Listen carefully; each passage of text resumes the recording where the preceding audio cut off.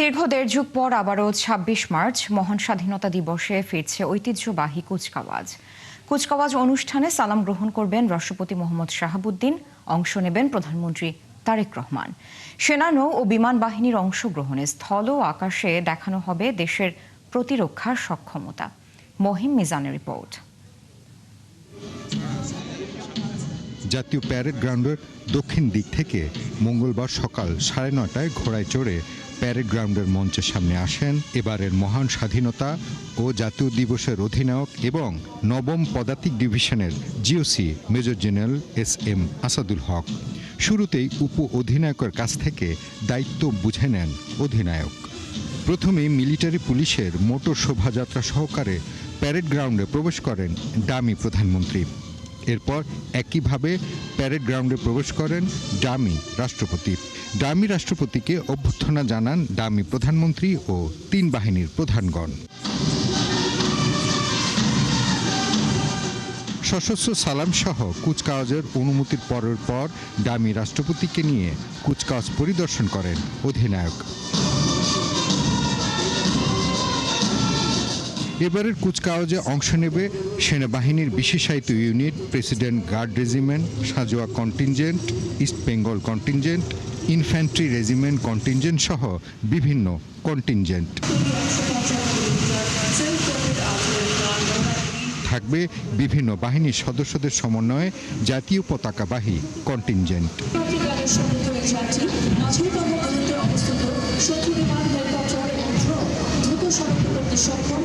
নৌবাহিনীর কন্টিনজেন্ট ও বিমান বাহিনীর কন্টিনজেন্ট ছাড়াও border guard, coast guard, police, Ansar ও বিডিপির কন্টিনজেন্ট। আকাশপথে প্যারাট্রুপাররা জাতীয় পতাকা নিয়ে অবতরণ করে। এরপর শুরু হয় এভিয়েশন ফ্লাইপাস্ট। পরে দেখানো হয় বাংলাদেশ বিমান বাহিনীর মনোমুগ্ধকর ফ্লাইপাস্ট। স্বাধীনতা দিবসকে সামনে রেখে ইতিমধ্যে কয়েক দফা মহড়ার মাধ্যমে প্রস্তুতি সম্পন্ন করেছে সেনাবাহিনী, নৌবাহিনী, বিমান বাহিনী সহ বিভিন্ন বাহিনীর সদস্যরা। মঙ্গলবার ছিল চূড়ান্ত মহড়া।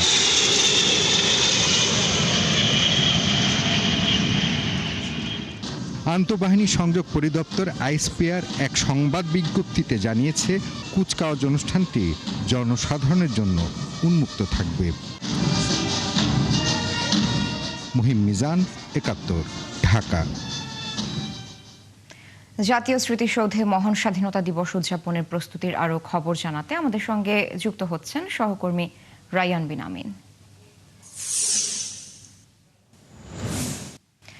রায়ান, কেমন দেখছেন প্রস্তুতি স্বাধীনতা দিবস পালনের?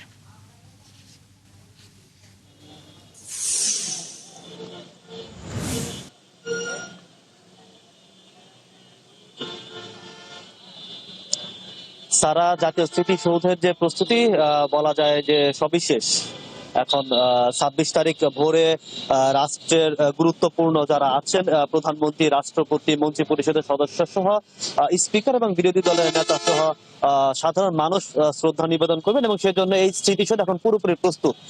আর গতকাল থেকে স্মৃতিসৌধে নিরাপত্তার জন্য প্রবেশ নিষিদ্ধ করা হয়েছে জনসাধারণের, এবং আজকে কিন্তু কেউই আসলে প্রবেশ করতে পারছেন না। আমরা যদি একটু ভেতরের দিকে দেখাই, যে এখানে চেষ্টা করি, যে ভেতরে কিন্তু এখনো শেষ মুহূর্তের যে প্রস্তুতি সেটি চলছে। ধোয়া মোছা এবং ঝাড়ু দেওয়ার কাজ, পাশাপাশি রঙের কিছু কাজ চলছে।